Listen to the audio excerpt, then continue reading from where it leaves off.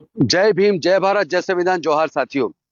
साथियों, आज मैं आया हूं आपसे बेहद गंभीर बात करने के लिए, जो बेहद महत्वपूर्ण है।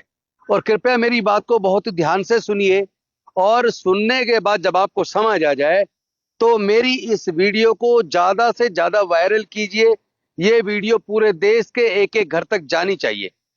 मैं आपको ये बताना चाहता हूं कि देश के अंदर जनगणना शुरू हो गई है, और इस जनगणना में जाति की जनगणना भी होगी।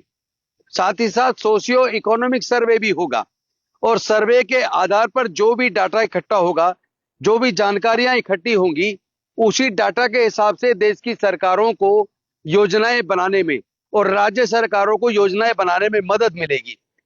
तो मेरे इस तरह की बातें मेरे सूचना में, मेरे संज्ञान में आई हैं कि कई अनुसूचित जाति के लोग, कई अनुसूचित जनजाति के लोग, कई पिछड़े वर्ग के लोग, जब जाति जनगणना के लिए लोग उनके घर पे आ रहे हैं तो वो अपनी जाति छुपा रहे हैं। वो लोग अपने अनुसूचित जाति होने, अनुसूचित जनजाति होने या पिछड़े वर्ग से होने से अपने आप को छुपा रहे हैं। उनको मैं एक बात बता देना चाहता हूं कि ये जो डाटा है, ये हर प्रकार की योजना में काम आने वाला है।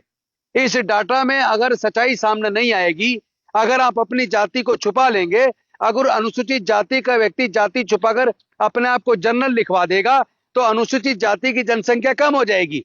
उसी प्रकार अगर अनुसूचित जनजाति का व्यक्ति अपनी जाति नहीं बताएगा, अपने आप को अनुसूचित जनजाति नहीं बताएगा, तो क्या होगा कि आपकी जनगणना में संख्या कम हो जाएगी।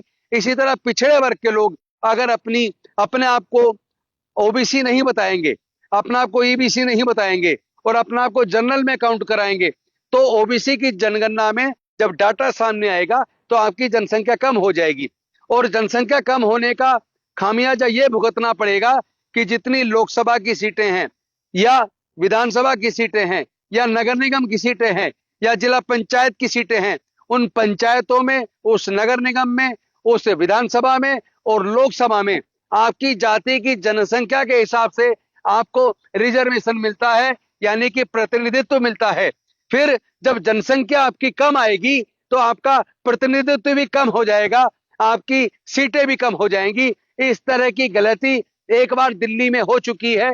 जब पिछली जनगणना 2001 की हुई थी, उस जनगणना के हिसाब से अनेकों लोगों ने अपने आप को धर्म में बौद्ध लिखवा दिया, जाति में भी बौद्ध लिखवा दिया, और उसका खामियाजा ये हुआ कि अनुसूचित जाति की जनसंख्या कम हो गई। और पेपर में कम होने की वजह से, प्रैक्टिकली ज्यादा होने के बावजूद हुआ ये कि उससे पहले 13 रिजर्व सीटें दिल्ली में अनुसूचित जाति की होती थी, वो 13 से घट के 12 हो गई, एक सीट कम हो गई। तो मेरा आपसे निवेदन है, आप बौद्ध हैं, लेकिन जाति अगर आपकी अनुसूचित जाति की जिस श्रेणी में आती है आप वो लिखवाइए।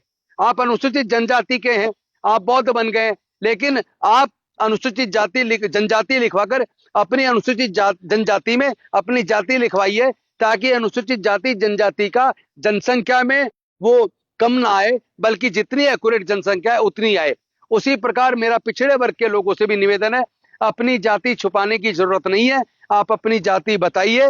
ओबीसी में अगर आप बौद्ध बन गए तो भी ओबीसी की अपनी जाति बताइए, ताकि आपकी जनसंख्या सेंसस में कम ना आए। और जो आपकी सीटें रिजर्व होती है, जैसे अभी जिला पंचायत में आपकी सीटें रिजर्व है, हो सकता है कल को आपकी विधानसभाओं में और संसद के अंदर भी सीटें रिजर्व हो।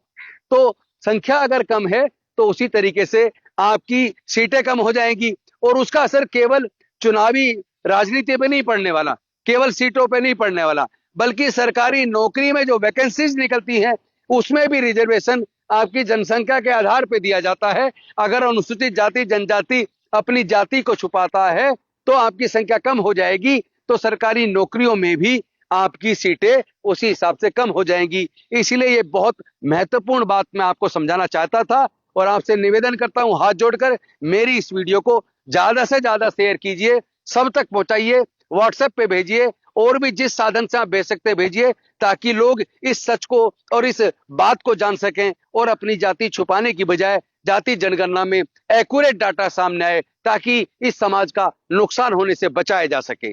बहुत बहुत धन्यवाद, शुक्रिया। जय भीम, जय भारत, जय संविधान, जोहार।